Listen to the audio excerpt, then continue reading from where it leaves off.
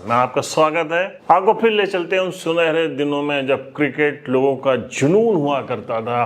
Cricket के match को देखने के लिए दीवानगी हुआ करती थी, लोग कमेंट्री सुनने के लिए भीड़ लगाए होते थे। तो हम बात कर रहे हैं उस सीरीज की जो 1987 में खेली गई थी, 6 वनडे मैचों की सीरीज पाकिस्तान और इंडिया के बीच। पहले 2 मैचों के बारे में हमने आपको बताया कि पहला मैच पाकिस्तान के ऑलराउंडर अब्दुल कादिर की बेस्ट परफॉर्मेंस की वजह से जीत गई थी पाकिस्तान, और दूसरा वनडे जो कलकत्ता में खेला गया था सलीम मलिक की तूफानी बैटिंग की वजह से जीत गई थी। लेकिन अब थर्ड वनडे था जो कि हैदराबाद में खेला जा रहा था।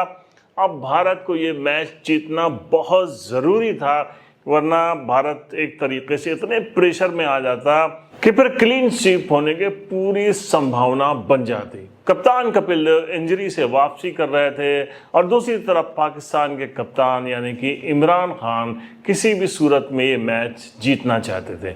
तो क्या हुआ ऐसा कि पाकिस्तान के उसी ऑलराउंडर से जिसने पहला मैच जिताया था, उसकी एक गलती से पाकिस्तान मैच हार गई। तो क्या ये सिर्फ उसी की गलती थी या उससे पहले एक एम्पायर ने भी एक बहुत बड़ी गलती की थी? आज हम अपने इस एपिसोड में आपको यही सब कुछ बताएंगे। अंत तक देखिएगा, आपको बहुत मजा आने वाला है। पाकिस्तान के कप्तान इमरान खान ने लगातार तीसरी बार टॉस जीता और भारत को पहले बल्लेबाजी के लिए आमंत्रित किया। अभी स्कोर सिर्फ 6 रन था कि भारत के सबसे भरोसे के बल्लेबाज सुनील गावस्कर वसीम अकरम का शिकार हो गए।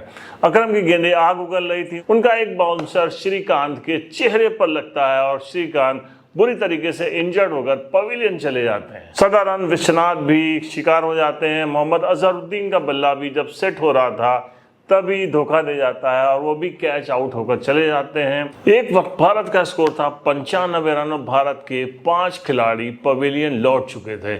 अब यहाँ से उस वक्त के बेहतरीन ऑलराउंडर रवि शास्त्री ने कप्तान कपिल देव के साथ इनिंग सजाना शुरू की और धीरे धीरे दोनों ने बेहतरीन परफॉर्मेंस दी। रवि शास्त्री ने 74 गेंदों पर 5 चौके और 2 छक्कों के साथ 69 यानी कि 69 रन बनाए। वहीं कप्तान कपिल देव ने 52 गेंदों पर 6 चौके और 1 छक्का लगाते हुए 59 रन की शानदार पारी खेली और दोनों के बीच में 112 रन की पार्टनरशिप लग गई, जिसके बाद भारत ने 44 ओवर में 6 विकेट खोकर 212 रनों का सम्मानजनक स्कोर खड़ा कर दिया। ये वो दौर था जब एक एक रन के लिए मारामारी होती थी। दोनों तरफ का बॉलिंग अटैक इतना शानदार था कि लो स्कोरिंग मैच भी देखते ही बनते थे। अब रमीज राजा 23 और यूनिस अहमद 26 ने एक अच्छी शुरुआत की। 39 रन पे जब पहला विकेट गिरा, उसी के बाद इमरान खान ने प्रमोट करके सलीम मलिक को 1 डाउन भेज दिया, जो कि पिछले मैच के मैन ऑफ द मैच थे और उन्होंने एक बहुत ही तूफानी पारी खेली थी। अहमद उसके बाद जावेद मियांदाद के साथ एक बढ़िया पार्टनरशिप लगाकर 150 के पार पाकिस्तान को पहुंचा दिया, जहां पे लगने लगा कि अब पाकिस्तान की जीत सुनिश्चित। लेकिन मैच में ट्विस्ट तब आता है जब स्कोर था 187 रन, सिर्फ और सिर्फ 24 गेंदों पर 26 रनों की जरूरत थी। लेकिन तभी सलीम मलिक 84 रन बनाकर आउट हो गए। पाकिस्तान के लिए एक बड़ा झटका था। लेकिन उसके बाद कप्तान इमरान खान आए, उन्होंने तेजी से हिट लगाने की कोशिश की और गोपाल शर्मा का शिकार हुए। सिर्फ 7 रन बनाकर वो पवेलियन चले गए। अब मंजूर इलाही खेलने आए और मंजूर इलाही धीरे धीरे मैच को आखिरी ओवर तक लेकर चले गए। आखिरी ओवर में 6 गेंदों पर सिर्फ और सिर्फ 5 रनों की जरूरत थी। ऐसे में कप्तान कपिल देव ने गेंद संभाली। पहली गेंद कपिल देव की आउट स्विंग थी तो दूसरी इन स्विंग, लेकिन इन दोनों ही गेंदों पर 1-1 रन बन गए।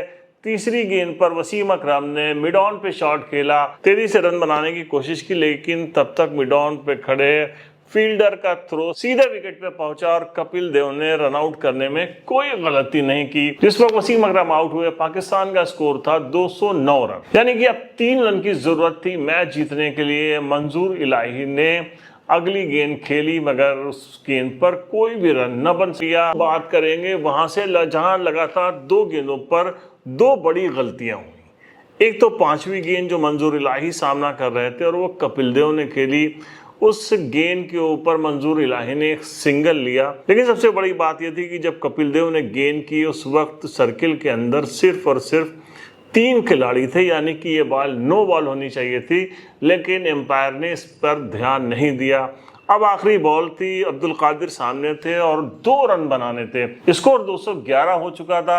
यहाँ पे 1 रन चाहिए था बराबर के लिए और 2 रन चाहिए थे पाकिस्तान को जीत के लिए। अब्दुल कादिर ने अगली गेंद स्क्वायर लेग के ऊपर खेली और तेजी के साथ 1 रन बनाया और दूसरा रन लेने के लिए बहुत ही तेजी के साथ निकल पड़े, ये देखते हुए कि गेंद फील्डर के हाथ में आ चुकी थी। एक तरीके से सुसाइड रन लिया उन्होंने, विकेट सीधे स्टंप पे जाके लगा और इस तरीके से अब्दुल कादिर आउट हो गए।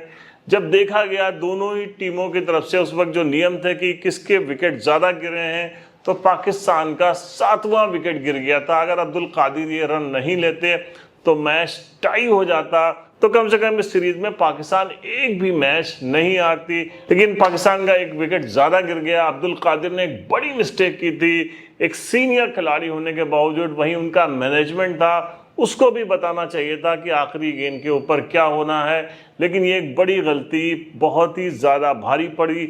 और एक यही मैच था जो भारत इस तरीके से इस सीरीज़ में 6 मैचों की सीरीज़ में जीता था। बाकी सारे मैचेस में भारत को करारी हार का सामना करना पड़ा था। तो अब मिलते हैं नेक्स्ट एपिसोड में, आपको बताएंगे कि बाकी बच्चे और 3 मैचेस में क्या हुआ। तो आप हमारे चैनल पर अगर नए हैं, आपने हमको सब्सक्राइब नहीं किया है, तो प्लीज़ हमारे चैनल को लाइक और सब्सक्राइब करिए। हम मिलते हैं जल्दी नेक्स्ट एपिसोड में। टिल देन, जय।